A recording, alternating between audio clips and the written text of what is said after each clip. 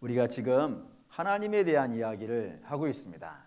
근데 이게 하나님의 이야기를 하는 동안에 우리가 좀 명심하셔야 되는 것이 있습니다. 그것이 무엇이냐면 우리가 하나님을 다 안다는 것은 사실은 불가능합니다. 마치 이런 겁니다. 봉황이 참새를 다 모아놓고 내 봉황의 뜻을 알려줄게 라고 하지 봉황이 얘기를 잘 해주는 거예요. 그러면 참새가 야 봉황의 뜻을 내가 알았어? 할 수가 없겠죠. 좀 너무 뭔가요? 봉황이라는 새를 본 일이 없으니까 그러면 좀 다른 이야기를 해봅시다. 부모님이 이제 갓 태어난 아기들을 이렇게 쭉 앉혀놓고 야 엄마야 아빠의 마음은 이런 거야 라고 설명을 쫙 해주는 거예요. 그러면 아이가 이런 큰 뜻이 있으셨구나 라고 알리는요 없다 이겁니다. 왜요? 수준 차이가 있는 거예요. 부모와 자식 간에는 분명한 수준 차이가 있습니다. 그와 마찬가지로 창조주와 피조물 사이에는요 수준 차이가 있습니다.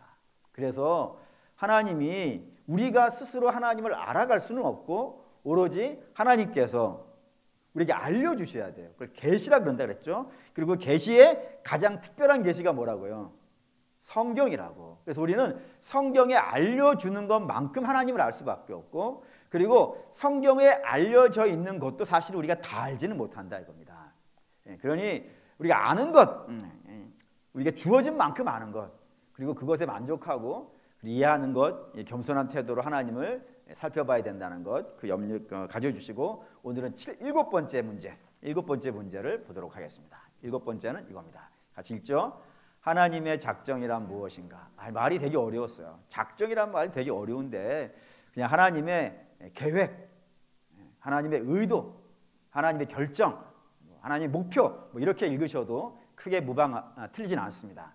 그러면 답은 무엇이냐? 답이 좀 길지만 답을 좀 보여주세요. 같이 읽죠. 하나님의 작정은 그의 영원하신 목적으로 그의 뜻의 의논에 따른 것인데 자기의 영광을 위하여 모든 되어질 일들을 미리 정하신 것이라. 위에 게 더 쉽죠 문제가? 하나님의 작정이 무엇인가 이게 더 쉽지? 밑에 게 더 어려워졌어요. 그런데 어쨌든 저 문장 답이라고 쓰여져 있는 문장에서 우리가 기억해야 되는 건 세 가지입니다. 첫째는 영원한 목적이 있다라는 것이고 두 번째는 그걸 이루기 위한 의논이 있고 그리고 그것을 위해서 미리 정하신 것이 있다. 이 세 가지를 여러분들이 이 일곱 번째 문제를 통하여서 알아야 된다고 합니다. 우선 하나님께서 영원한 목적, 영원한 계획을 가지고 계시다는 겁니다. 그 계획은 아버지 보시죠. 에베소 1장 다시 3절에서 6절입니다. 3절에서 6절 읽죠.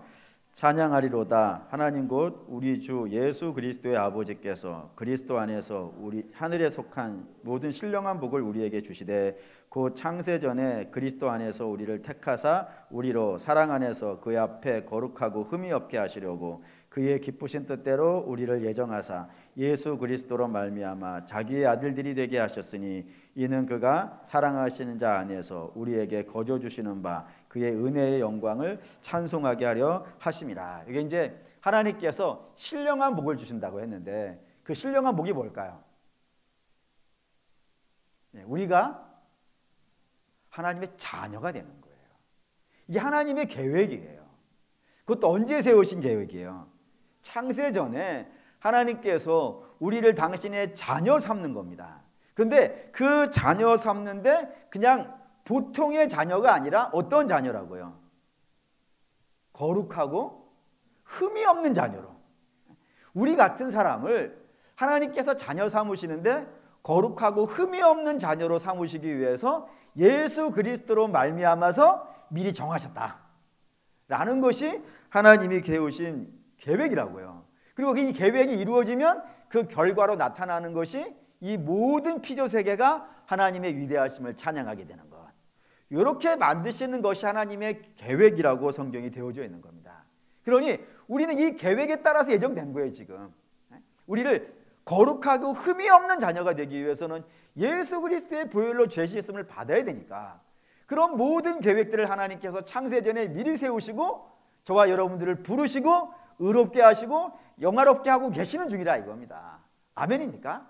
이게 이제 영원한 계획이고 두 번째는 의논인데 그 의논이라는 것은 이 영원한 목적을 하나님 혼자서 성부 하나님 혼자서 하고 있는 것이 아니라 이겁니다.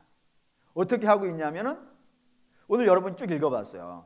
3절에서 6절까지는 성부 하나님이 미리 계획을 세우시고, 그리고 그 다음에 성자 하나님이 피 뿌리시고, 그리고 성령 하나님이 인치시고, 이거를 서로 합의하셨다 이거예요.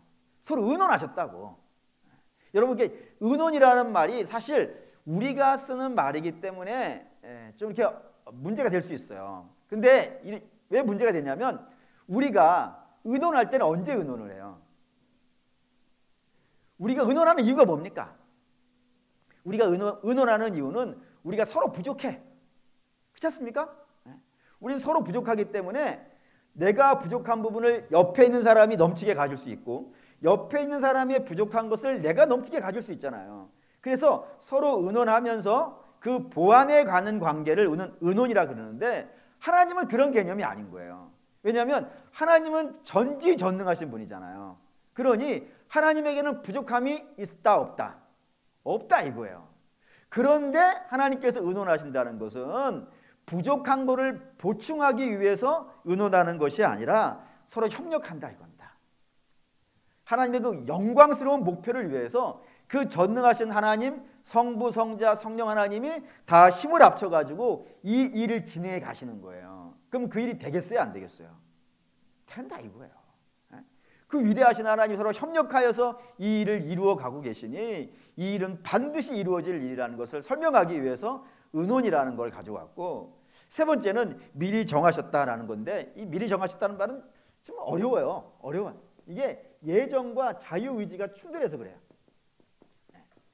근데 우리가 생각할 때는 이 예정은 하나님이 정하시는 것이고, 자유의지는 우리가 마음대로 하는 거잖아요. 그러니 이 둘이 서로 충돌하는 것 같아.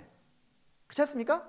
하나님이 예정했으면 우리는 자유가 없는 것 같고, 우리가 자유를 행하면 하나님의 예정이 없는 것 같고, 이게 충돌하는 것 같은데 성경 이게 안 충돌한다는 거예요. 아, 이거 어려운데? 이걸 알아듣셨어요?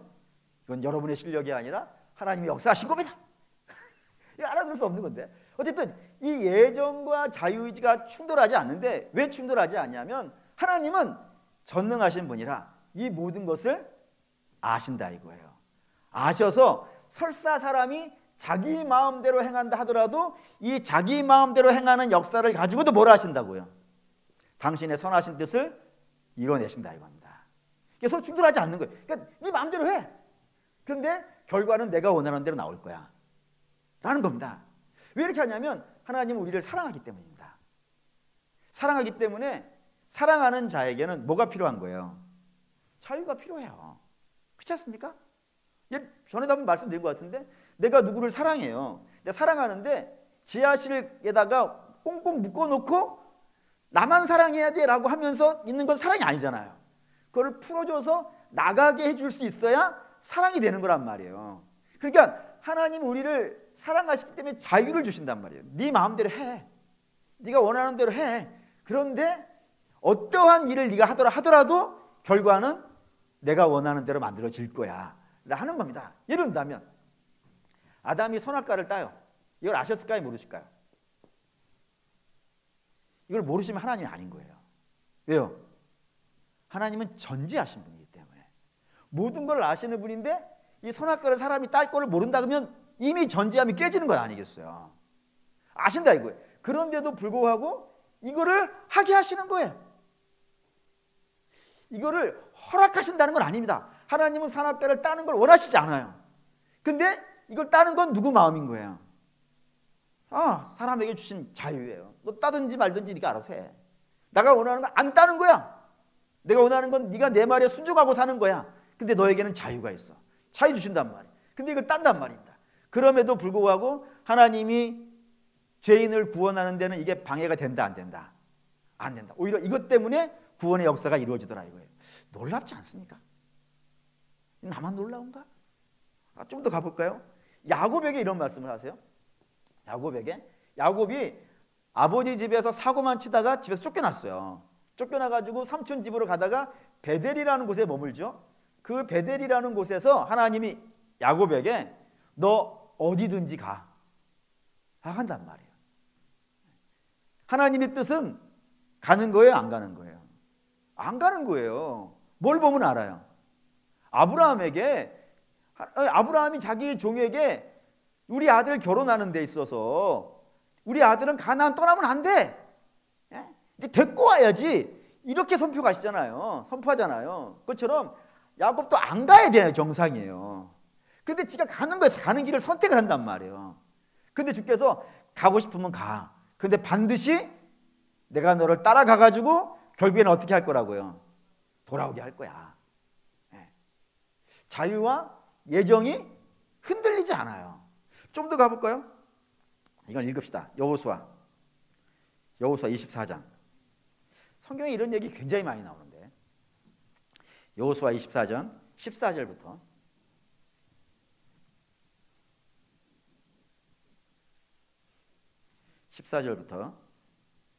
18절까지 읽겠습니다.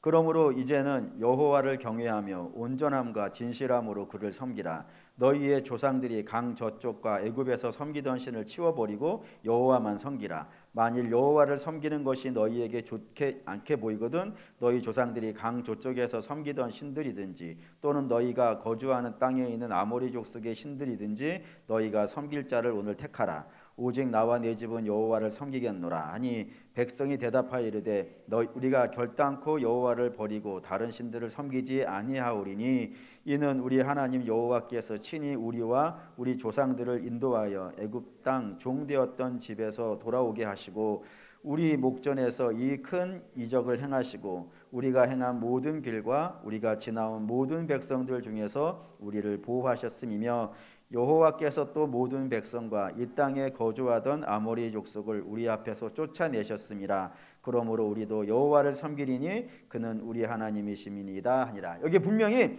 하나님께서 당신이 이스라엘에게 원하는 목표를 뜻을 분명히 전달하셨어요. 그 뜻이 뭐예요? 14절에 있는 대로 여호와만 섬기라. 내가 너희에게 바라는 것은 너는 나만 섬겨야 돼. 다른 신을 섬기면 안 돼 라고 분명히 못 박으셨다고요. 그리고 뭐 하라는 거예요? 선택하라. 너희가 이게 싫으면은 강 저쪽에 너희의 옛날 조상들이 섬겼던 그 신을 섬기든지 여기 가나안 땅의 신을 섬기든지 그건 너희 선택해라. 근데 내 뜻은 뭐라고요? 그런 걸 섬기지 말고 나만 선택한다. 나만 섬기게 된다 라고 선포를 하신 거예요.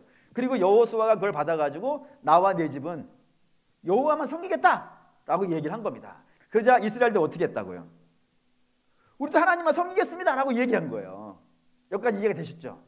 그런데 그들이 어떻게 하는가? 24장 9절입니다. 24장 9절. 그들이 여호와만 섬기겠다라고 이야기를 하는데 여호수아가 이렇게 얘기하는 거예요. 19절 읽겠습니다. 여호수아가 백성에게 이르되 너희가 여호와를 능히 섬기지 못할 것은 그는 거룩하신 하나님이시요 질투하시는 하나님이시니 너희의 잘못과 죄들을 사하지 아니하실 것입니다. 여호수아 뭐라 그러는 거예요? 너희 못해. 너희 못해. 너희는 말은 그렇게 하는데 실제로 너희는 못해. 근데 여호수아가 이걸 어떻게 하는 거예요? 하나님이 그렇게 알고 계시는 거예요. 하나님이 알고 이스라엘이 하나님을 못 섬겨. 내가 이렇게 이야기해 주지만 못 섬겨. 그런데도 불구하고 아심에도 불구하고 하겠다 그러니까 하라 그런다고요. 그래서 그들이 섬겨요 못 섬겨요? 못 섬기잖아요. 결국 나라 망하지 않습니까? 그런데도 불구하고 이걸 내버려 두시는 거예요. 왜요? 이 일을 통하여서 예수 그리스도가 나타나는 거예요. 놀랍지 않습니까? 분명히 이스라엘은 자기들 마음대로 자기들이 원하는 길을 선택했어요. 근데 그 원하는 길을 선택해서 죄 속에 빠졌는데도 불구하고 하나님이 저들을 구원해 내신 데는요 아무런 지장이 없는 거예요. 당신 뜻대로 진행해 가시는 거예요. 예수 그리스도를 보내시는 거란 말입니다. 더 나가서 본다면 예수님 죽는 것 하나님 아셨을까요? 모르실까요? 아시죠. 아심에도 불구하고 보내시는 거예요. 왜요? 저들은 죽이는 것이지만 자기들이 선택해서 예수를 죽이는 것이지만 하나님은 그 죽는 것을 통하여서 죄인들을 구원하시는 일을요 하시는 거예요. 그러니까 하나님의 예정은 흔들리지 않아. 사람이 자유를 줘서 니들 마음대로 해? 하지만 저들이 어떠한 방향을 택한다 하더라도 결국에는 하나님의 뜻을 이뤄내시더라 이거예요. 그게 미리 정하심이라 이겁니다. 그렇기 때문에 하나님의 예정은 정말로 신비해요. 사람으로서 사실 다 이해가 안 될 정도로 분명히 우리는 망하는 길을 택했는데 사람의 생각에는 이 길을 가면 망하는 길인데 그럼에도 불구하고 그쪽으로 가지 마, 내 뜻이 아니야 라고 선포도 해주시는데도 불구하고, 가는 걸 아는데도 불구하고요, 그 길에서 예수 그리스도를 만나게 하신단 말이에요. 놀랍지 않습니까? 저만 놀랐는가요? 놀라야 돼. 뭐 이거 어쩔 수 없어요. 성경 이렇게 얘기해요. 미리 정하셨다고.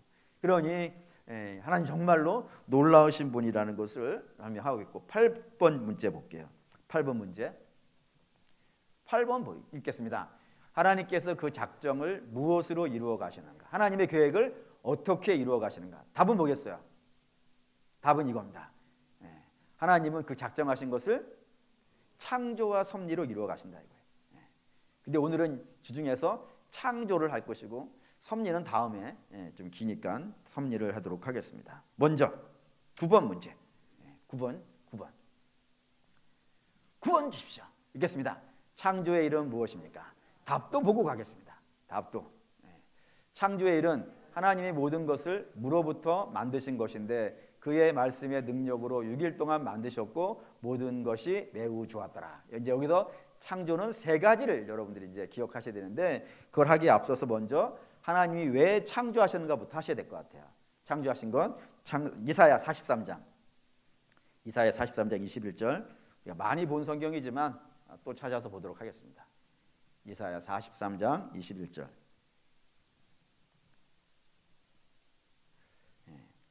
21절 읽겠습니다.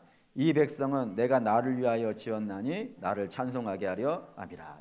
이 말을 꽤 많은 분들이, 우리 교회는 아니겠지만 오해를 해서 하나님이 창조하신 것은 목적이 어디 있는 것 같아요? 하나님에게 있는 것 같아. 그래가지고 하나님이 만들어 놓고 그 피조물들이 막 하나님을 찬양하는 거 들으면서 기분 좋아, 뭐 이런 식으로 당신의 만족을 위해서 창조한 것 같이 읽혀지는데, 그런 게 아닙니다. 하나님의 창조는 우리가 앞에서 에베소서 봤지만, 이 백성들이 어떻게 되는 거예요? 거룩하고 흠이 없는 하나님의 자녀가 되는 거예요. 그러니까 그게 복 있는 상태가 되는 거예요. 그게 완벽한 복 있는 상태가 되어지면 그것을 보시고 하나님이 기뻐하시는 거예요. 그런 상태가 되어져 가는 거예요.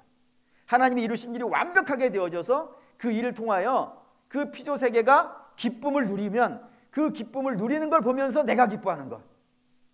이거를 잘 이해가 안 되신다면 여러분들이 여러분 자녀 생각하시면 될 것 같아요. 여러분들이 언제 기쁘세요?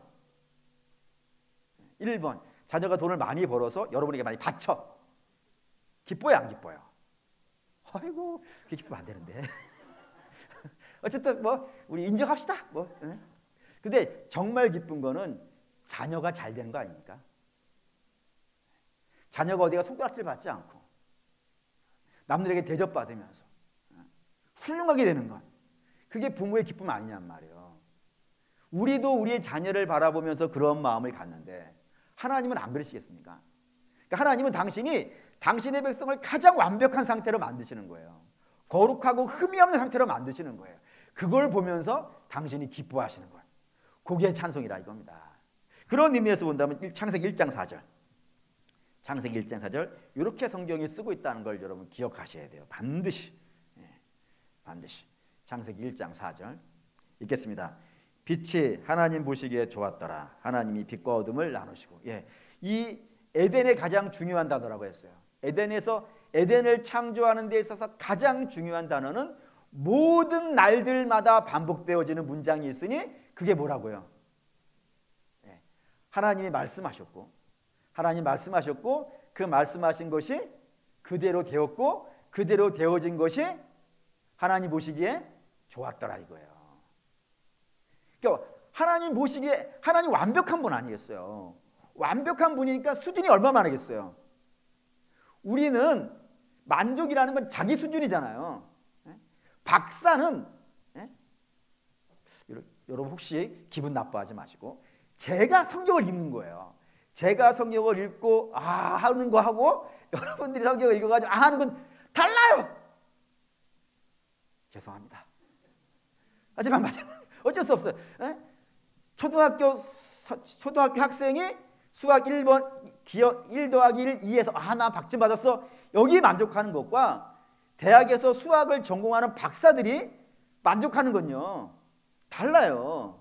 수준이 달라서 그래요. 그러면 하나님이 이 피조 세계를 보고 만족하시는 것은요, 완벽한 상태예요. 하나님 수준 정도는 돼야 만족이 되는 것 아니겠어요? 그러니까 하나님은 당신이 피조 세계가 어떻게 되기를 원하는 거예요. 당신을 만족할 만한 수준, 그런 수준까지 되어지기를 원하시고, 그렇게 되어졌을 때 기뻐하시고 만족하는, 그게 에덴의 모습이라고 설명하고 있다는 것 여러분 기억하셔야 된다 이겁니다. 그 정도로 완벽하게 만드시는 것, 그게 하나님의 뜻이라 이겁니다. 그러면 이제부터 본격적으로 해볼게요. 하나님은 이 세상을 어떻게 창조하시는가요? 어떻게 창조하시냐면 당연히 앞에 말씀드렸어요. 말씀으로 하세요. 말씀으로 하시는데, 이 성경에는 이 말씀으로 창조하시는 창조의 동사 단어가 3가지가 나옵니다. 하나님 말씀하시는데, 말씀으로 창조하시는데 이 피조 세계를 이렇게 만들었다는 동사가 3개가 나와요. 그 3개는 여러분들이 좀 기억하실 필요가 있어요. 가장 중요한 단어 1장 1절, 창세기 1장 1절 읽겠습니다. 태초에 천지를 창조하시니라. 뭐겠어요? 동사는 당연히 창조하시니라 바라예요. 바라라는 동사를 쓰는데 이게 저 무에서부터 만들었다는 단어예요. 그러니까 하나님은, 우리는 예를 들어서 이거를 만들려고 그래요. 이거를 만들려고 하면 뭐가 있어야 돼요? 이게 크리스탈이니까 크리스탈이 있어야겠지. 크리스탈이 있으려면은 크리스탈의 재료가 있어야겠지. 크리스탈은 재료가 뭐였죠? 몰라요. 야, 이걸 하면 안 되겠네. 이 성경책을 만들려고 그래요. 성경책을 만들려고 하면 뭐가 있어야겠어요? 먼저 종이의 재료는 파피루스. 종이 재료는 뭐지? 모르겠네. 예. 몰라. 어쨌든 이런 식으로 우리는 뭔가를 만들려고 그러면은 원재료가 있어야 돼요. 재료가 없이는 우리는 만들어내지 못해요. 근데 하나님은요, 하나님 뭔가 재료가 있어야 이 세상을 만들어내시는 분이 아니라 이겁니다. 하나님 아무것도 없는 것에서 모든 것들을 있는 것으로 부르시는 분이에요. 없는데 있는 것으로 불러내시는 분. 빛이 없지만, 빛의 재료가 될 만한 것도 없지만 하나님 빛이 나오라고 하면 아무것도 없는 것 중에서 빛이 나오더라 이거예요. 그래서 전능하다 그런다 이겁니다. 하나이고, 두 번째 동사가 있어요. 1장 16절 1장 16절 창세기 1장 16절 읽겠습니다. 하나님이 두 큰 광명체를 만드사 큰 광명체로 낮을 주관하게 하시고 작은 광명체로 밤을 주관하게 하시며 또 별들을 만드시고라는 단어를 썼어요. 만드시고. 이 만드시고가 아사라는 단어인데, 우리 아사라는 단어인데, 이 단어는 그러니까 하나님의 모든 창조는 바라예요. 없는 것 중에서 불러내시는 거예요. 그런데 이 밑에 하부 구조에 아사라는 창조 방법이 있는 거예요. 그게 뭐냐면 이거는 재료를 갖고 하는 거예요. 뭔가 원재료가 있어. 그 재료를 가지고 만들어내시는 것. 이미 하나님이 천지를 창조해 놓으셨어요. 그리고 그 창조되어져 있는 것들을 가지고 뭐 우주로 말한다면 막 성운들을 모아가지고 별을 만들어낸다든가 뭐 이런 식으로 있는 재료로 뭔가를 만들어내신 걸 아사라 그래요. 근데 이 아사라는 이 개념을 쓴 것은 요 뒤에 것 때문에 그래요. 뒤에 것. 이게 중요해서 그렇습니다. 창세기 2장 7절 2장 7절 읽겠습니다. 여호와 하나님이 땅의 흙으로 사람을 지으시고 생기를 그 코에 불어 넣으시니 사람이 생명이 되니라. 거기 사람을 지으시고, 이게 또 다른 단어예요. 이게 야찰이라는 단어예요. 야찰이라는 단어는 어떤 의미냐면은 이게 만드시는데, 모든 걸 이렇게 다 만드시는데 요거는 뭔가 더 특별하게라는 뜻이에요. 특별하게 지었다 이겁니다. 그러니까 사람의 창조는 다른 피조물의 창조하고는 다르다는 걸 설명하려고 이런 거예요. 모든 창조는 다 바라예요. 무에서 아무것도 없는 것에서 있는 것으로 불러내시는 거예요. 그런데 사람은 뭔가 특별하다 이거예요. 특별하다. 그래서 요거랑 구별하기 위해서 아사라는 걸 썼고 야찰이라는 단어를 썼는데, 어떻게 특별하냐면은 사람은 흙으로 빚으시고 그 코에 생기를 불어넣으시는, 요거랑 다르다인 겁니다. 하늘의 별을 만드는 방식과 다르다. 들에 핀 꽃이나 공중 나는 새를 만드는 방식과 사람을 창조하는 방식은 다르다. 어떻게? 하나님이 빚으시고 그 코에 생기를 불어넣으셨다라는 것으로 설명을 한다 이겁니다. 그게 하나님의 말씀의 능력으로 창조하셨다는 단어들에 설명하고 있는 내용이에요. 그러니 저와 여러분들은 하나님이 야찰로 만드셨다는 것만으로도 존귀한 겁니다. 다른 피조물하고는 다른 거예요. 그런 의미로 여러분 받으셔야 됩니다. 그 다음에 6일 동안 창조하셨다는 것이 있는데 저 6일은 사실 굉장히 어려워요. 왜냐하면 옛날에는 저 하루를 24시간이라고 생각한 적이 있었어요. 근데 이게 문제가 돼요. 어떻게 문제가 되냐면 24시간 하루는 기준이 뭐예요? 뭐가 기준이 돼가지고 24시간이 나오는 겁니까? 해예요. 해. 해 앞에서 지구가 한 바퀴 도는 게 24시간이잖아요. 그러니까 해가 없으면 이게 돌아봐야 24시간이 안 나오잖아요. 근데 해는 언제 만들어졌어요? 4일째. 그러면 첫날에서 3일째까지는 해가 없었으니까 얘가 돌아봐야 24시간이 되지 않는 거예요, 이게. 네? 그래서 이것 때문에 굉장히 어려워졌어요. 그래서 어떤 분들은 이게 기간이다. 첫째 날은 어떤 기간, 이게 1000년이든 2000년이든 하나님은 하루가 1000년 같고 1000년이 하루 같은 분이니까 어떤 분은 이게 1000년이다라고 하는 분도 있고, 어떤 분은 한 기간이다.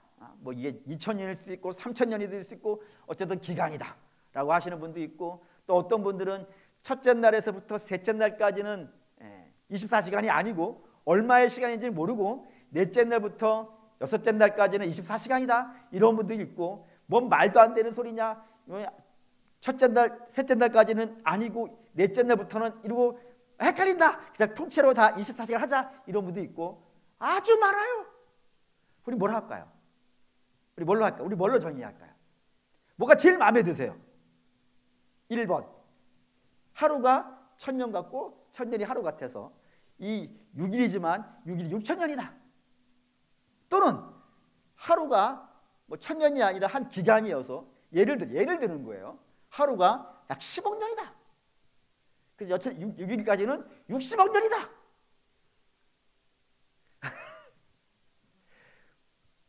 사실 모르겠어요. 가서 본 적이 없어. 성경에 이걸 설명한 적이 없어.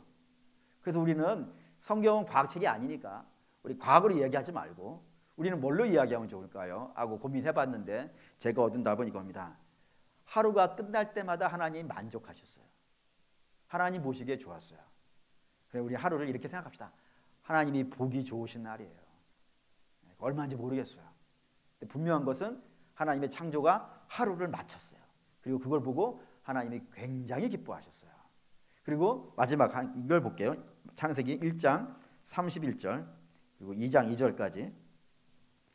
창세기 1장 31절 2장 2절까지 읽겠습니다. 하나님이 지으신 그 모든 것을 보시니 보시기에 심히 좋았더라. 저녁이 되고 아침이 되니 이는 여섯째 날이라. 천지와 만물이 다 이루어지니라. 하나님이 그가 하시던 일을 일곱째 날에 마치시니 그가 하시던 모든 일을 그치시고 일곱째 날에 안식하시니라. 모든 것에 다 공통적인 특징이 있죠. 하나님 보시기에 좋았더라. 그리고 여섯째 날 끝났을 때는 심히 좋았더라. 그래서 하나님이 모든 만드신 것을 보고 만족하셨기 때문에 7일 날 쉬었다라는 것이 되어 있단 말이에요. 그러니 우리는 하나님이 만족하시는 하루, 그 기간은 24시간 생각하시려면 24시간 하시고, 성경도 안 써주고 있으니까 우리 이거 갖고 싸우지 맙시다. 혹시 이거 갖고 시험 되시려는가? 성경에 있던 하루가 24시간이 안 써있기 때문에 우리는 그냥 하나님 만족하시는 시간 이렇게 정의하고 가는 것으로 하겠습니다. 그 다음에 매우 좋았다까지 했어요. 그 다음에 10번 문제. 오늘은 10번까지 할 예정입니다. 10번 읽겠습니다. 하나님께서 사람을 어떻게 지으셨는가? 그때 답도 읽을게요. 하나님께서 사람을 남자와 여자로 지으시되 자기의 형상 곧 지식과 공의와 거룩을 따라 지으셨습니다. 그리고 모든 피조물을 주관할 통치권을 부여하셨습니다. 이게 답이에요. 이게 웨스터민스터 소요리 문답이에요. 그러니까 영국 교회예요. 영국 장로교회. 영국 장로교회에서 성도들을 훈련시키기 위해서 107가지의 문제를 만들고 그 7가지를 성경으로 설명하고 있는 것 중에 하나님께 사람을 어떻게 지으셨냐 이 부분을 설명하고 있는 겁니다. 거기에 첫 번째 여러분 생각하셔야 되는 것은 하나님이 사람을 지으실 때 어떻게 지으셨다고요? 남자와 여자로. 다시 말해서 제3의 성은 있다 없다? 없다 이거예요. 여러분 분명히 기억하셔야 돼요. 남자가 있고 여자가 있을 뿐이지 그 가운데에 뭐 트랜스젠더가 있다든가 뭐 성소수자가 있다든가, 성이래 아니고 성이지, 성소수자가 있다든가 이런 거 성경이 용납하고 있는 부분이 아닙니다. 분명한 겁니다. 뭐 게이가 있거나 레즈비언이 있거나 뭐 LGBT라던데 그런 거는 성경에 존재하지 않습니다. 우리는 세상이 뭐라고 하든지 관계없어요. 우리는 뭐를 믿는 사람들이에요? 성경을 믿는 사람들이에요. 아멘입니까? 세상이 뭐라고 하든 건 우리의 주된 관심사가 아니에요. 우리의 관심사는 성경이 뭐라고 했느냐는 말이에요. 성경에는 뭐만 있다고요? 남자가 있고 여자만 있어요. 제3의 성은 없어요. 그래서 여러분 그걸 확신하셔야 되고, 그러니 뭐 성소수자라고 불린 사람을 우리가 멸시하거나 천대하거나 차별해도 된다는 말은 아닙니다. 그들을 긍휼히 여겨야 될 것이고 불쌍히 여겨야 될 것이며 저들을 위해 기도해 줘야 되지만, 그래도 그들에게 분명히 이거는 아니라고 이야기할 수 있어야 된다 이거예요. 아니라고 이건 죄고 하나님 원하시는 것이 아니며 하나님의 창조의 원리가 아니라고 분명히 얘기해 줘야 돼요. 분명히 이야기해 주지 않으면은 사랑하는 믿음의 성도 여러분, 이 땅의 사람들은 죄가 뭔지를 몰라요. 아니 죄를 이야기해 줘야 회개하고 돌아올 것 아니겠어요. 근데 교회가 선명한 각을 들지 않는다면, 교회가 분명한 기준을 들지 않는다면은, 분명한 깃발을 들지 않는다면은 그 밑에 누가 모여들 수가 있겠어요. 세상과 교회는 깃발이 같을 수가 없어요. 설사 우리가 연약해서 죄 속에 빠질 수 있을지는 모르겠어요. 하지만 그럼에도 불구하고 교회는 선명한 복음의 깃발을 들어야지. 더웁지도 않고 차지도 않고 어정쩡한 상태로 들면 안 된다 이겁니다. 분명한 믿음의 기준을 가지고 들어서 세상이 이건 죄야, 이건 잘못된 거야, 이거를 용납해 주면 안 되는 거예요. 아시겠습니까? 저들을 위해서 기도해 주고 사랑해 주면 다음 문제고, 그게 틀렸다라고 선명한 기준을 드는 것은 교회가 해야 될 몫이고 강단이 해야 될 의무라 이겁니다. 어쨌든 성경은 그렇게 우리에게 이야기해 주고 있고, 두 번째, 여기에 이제 남자와 여자라는 개념을 또 하나 이해하셔야 되는 것은, 이거 읽죠. 창세기 2장 23절. 창세기 2장 23절 읽겠습니다. 아담이 이르되 이는 내 뼈 중에 뼈요 살 중에 살이라, 이것을 남자에게서 취하였은즉 여자라 부르리라. 남자에서 나왔으니까 여자로 하리라. 뭐 히브리어로 막 이야기하면 뭐 쉬운데 어쨌든 우리 거기까지 가지 말고, 여자는 어디서 나왔다고요? 남자에게서 나왔다고. 이거를 조심하시라 이겁니다. 우린 자칫 잘못하면 여자는 남자에게서 나왔으니까 남자의 소유다, 이런 개념으로 여러분들이 이거를 이해하시면 절대 안 돼요. 그건 죄의 결과물로 나온 것이고, 죄의 결과물로 남자가 여자를 지배할 것이다 이렇게 된 것이고, 저건 원래 창조의 원리 아니겠어요. 창조의 원리는 남자에게서 여자가 나왔으니까 어떻다는 거냐면 동등하다는 겁니다. 목사님 이게 무슨 말인가요? 하실지 모르겠지만 우리 주께서 이러죠. 예수 그리스도는 하나님에게서 나오신 분이에요. 하나님에게서 나오셨으니까 하나님과 열등하다? 아니죠. 하나님의 본체라 그런다고요. 뿐만 아니라 우리 주님이 하늘에 오르셔가지고 하나님 어디 편에? 우편에. 우리가 우편이라 그러니까 자꾸 동양식 개념으로 이해한단 말이에요. 동양식 개념은 왕이 보좌에 앉고 오른쪽에 있는 사람이 누구예요? 오른쪽에 있는 사람이 좌의정이에요. 목사님 오른쪽에 있는데 왜 좌의정이에요? 저쪽에서 보기 때문입니다. 왼쪽에 있는 사람이 우의정이에요. 그러니까 보는 사람이 높다고 하는 거란 말이에요 지금. 아닌가? 뭐 아니면 어때요? 어떤 좌우잖아요. 성경도 아닌데 뭐 틀릴 수도 있지. 그리고 어쨌든 동양은 왕이 본좌에 있고 양 옆에 있는 사람은 왕보다 낮은 사람이라고요. 성경은 그런 개념이 아니란 말이에요. 성경은 아들이 아버지에서 나왔으니까 아버지와 아들은 어떻다고요? 하나다라는 거예요. 마치 어깨동무 이해하시면 될 것 같아요. 어깨동무 오른쪽에 있지만 어깨동무를 한다는 건 동등되다는 것 아니겠어요? 그것처럼 남자에게서 여자가 나왔으니까 남자보다 못하다는 개념이 아니고 남자와 동등하다는 개념이에요. 이렇게 얘기해주면 우리 여신들이 아멘을 잘해야 되는데 죽여야 돼. 속이고 굉장히 많이 얘기해요. 예를 들어서 옆구리에서 뺐다, 옆구리에서 나왔다 라고도 하기도 하고, 또 돕는 배필이다, 굉장히 높은 신분이라고 말씀을 드렸어요. 뿐만 아니라 모든 산자의 어머니다 했어요. 생명의 어머니예요. 생명의 근원이 된다고. 그 하나님에게 쓰는 단어들이란 말이에요. 그런 단어들을 막 썼어요. 뼈 중에 뼈요, 살 중에 살이라고. 아담의 뼈가 아담의 부속품은 아니잖아요. 동등되다는 개념을 다 쓰고 있는 거란 말이에요. 그러니 성경 이거 어마어마한 겁니다. 여러분 아시겠지만 이 세계 역사에서 여성이 정치에서 투표권을 가진 게 100년이 안 돼요. 한 50년? 그것도 미국이 맨 처음 했고 그 다음에 우리나라가 있으니까 상당히 빨리 한 거예요. 지금 얼마 안 됐어요. 근데 성경은 이 창세기부터 동등하다고 설명하고 있으니까 어마어마한 거예요. 사람들이 죄가 많아가지고 자기 마음대로 다 해다는, 그렇지? 어마어마한 책입니다. 할렐루야.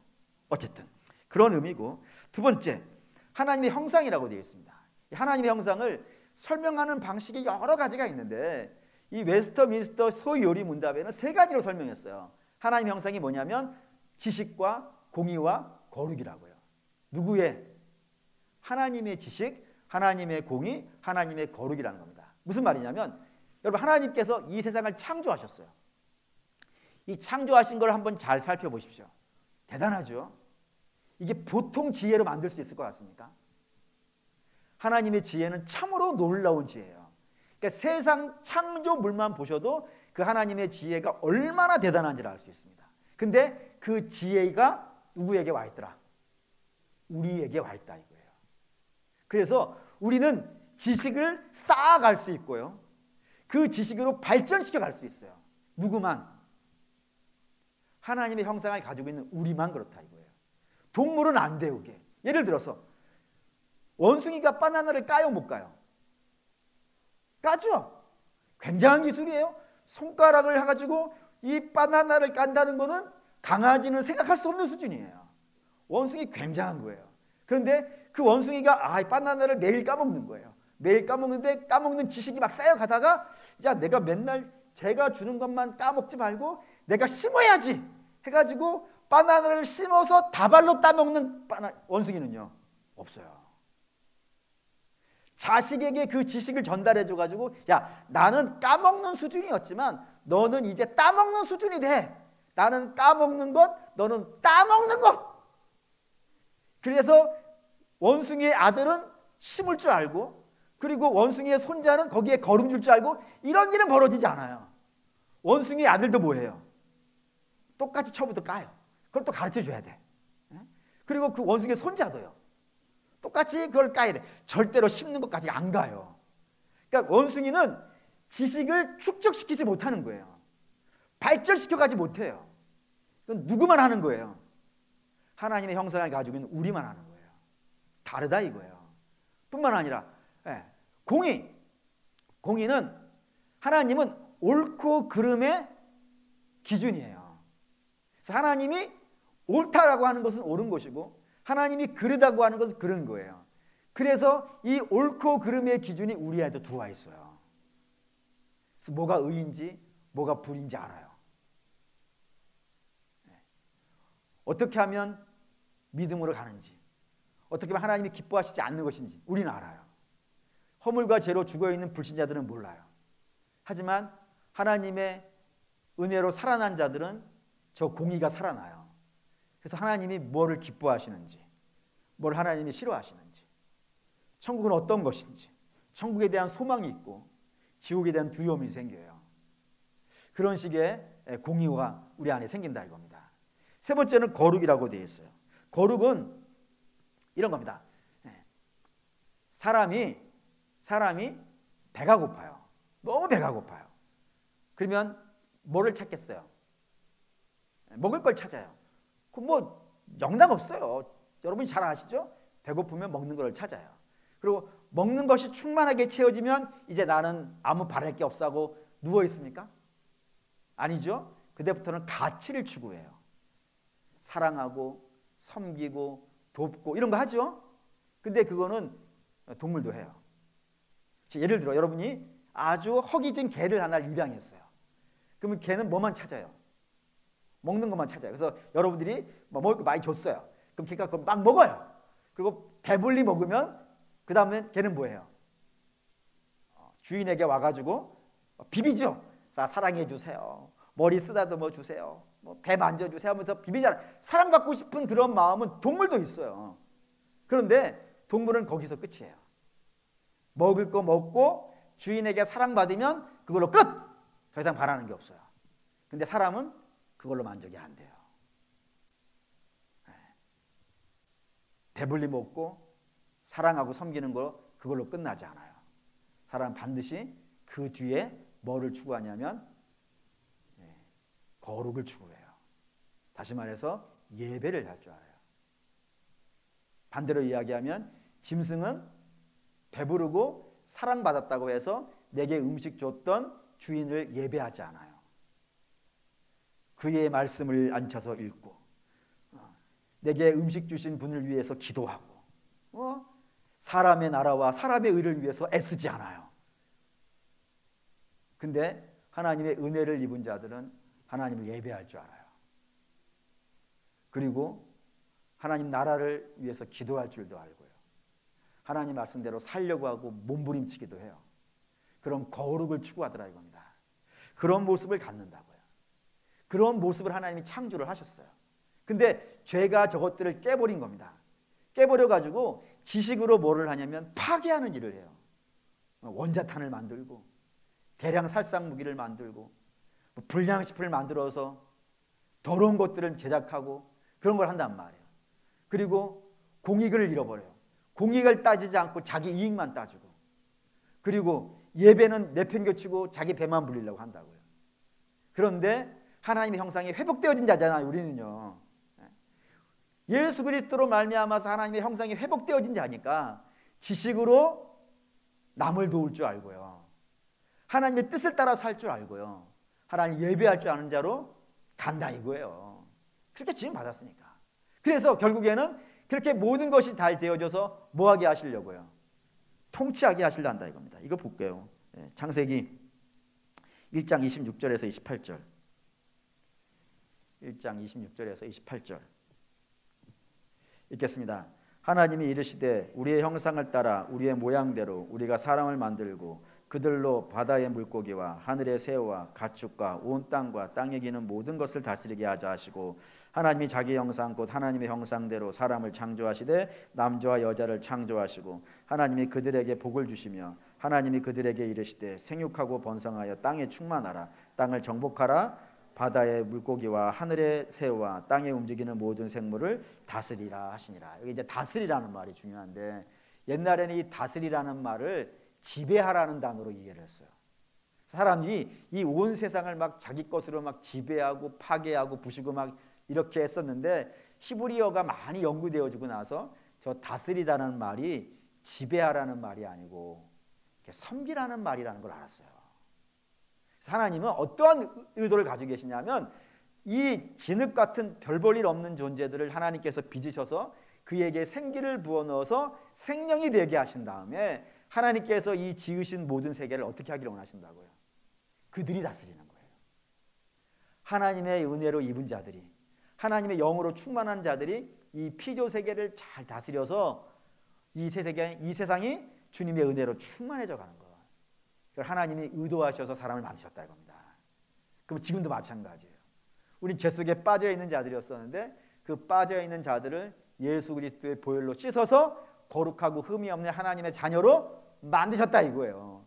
그래서 그 새롭게 되어진 자들에게 주께서 명령하시는 겁니다. 뭐라고요? 오직 성령이 너희에게 임하시면 너희가 권능을 받고 예루살렘과 온 유대와 사마리아와 땅끝까지 이르러 내 증인이 되라고요. 단지 그냥 복음만 전하라 정도의 개념이 아니에요. 이 세상 전체를 복음으로 다스리라. 예루살렘뿐이 아니라 온 유대와 사마리아와 땅끝까지 이르러서 예수 그리스도의 증인된 삶을 살아라. 그래서 그것으로 세상을 다스리라. 복음이 증거되어지고 십자가가 세워지고 그 십자가 밑에 주의 백성들을 모으고 그들로 하여금 하나님의 나라와 그의 뜻을 위해서 살아가는 사람들로 너희가 해라 라고 선포하고 계시다 이겁니다. 같은 통치권이라 이겁니다. 사랑하는 믿음의 성도 여러분, 그러니 우리는 우리가 있는 곳을 저 믿음으로 통치하실 수 있어야 돼요. 그러기 위해서 기도하셔야 되는 거예요. 하나님, 제가 더 성령 충만케 하여 주셔서 제가 어디에 있든지 예루살렘에 있을 수도 있고 유대에 있을 수도 있고 사마리아에 있을 수도 있고 땅끝에도 있을 수도 있는데 어느 곳에 가 있든지 그곳을 복음으로 또 주님의 증인된 자로서 말과 삶으로 살아낼 수 있는 우리가 되게 하여 주옵소서. 그래서 저들이 우리를 보고 예수 그리스도를 알게 해주십시오. 말로도 알게 해주시고 삶으로도 알게 해주십시오. 그런 삶이 통치권이라 이겁니다. 그걸 원하신다 이겁니다. 그리고 그걸 그렇게 살다가 주님께서 오라 하시는 날 그렇게 가는 거예요. 그리고 사랑하는 믿음의 성도 여러분, 그리고 하나님께서 우리를 지으신 것 분명히 좀 이제 개념이 잡히셨으면 좋겠습니다. 하나님 우리를 지으신 것 거룩한 목적이 있고 우연이 아니에요. 저와 여러분들은 우연으로 지어진 목적 없는 자들이 아니라 하나님의 거룩한 목적, 거룩하고 흠이 없는 하나님의 자녀가 되어져서 이 모든 피조 세계로 하여금 하나님의 위대하심을 찬양하게 만드시려는 하나님의 놀라운 계획을 갖고 저와 여러분들이 구원받은 거라 이겁니다. 그게 사명인 거예요. 그게 우리가 점검을 해봐야죠. 그 하나님의 그 신실하심을 따라서 우리가 그 땅을 살아가고 있는지 점검하셔서 회개할 거 회개하시고 은혜 받을 거 은혜 받으시고 도전 받을 거 도전 받으셔서 믿음으로 통치하시는 저와 여러분 되시기를 주의 이름으로 축원합니다. 아멘. 결단하시죠.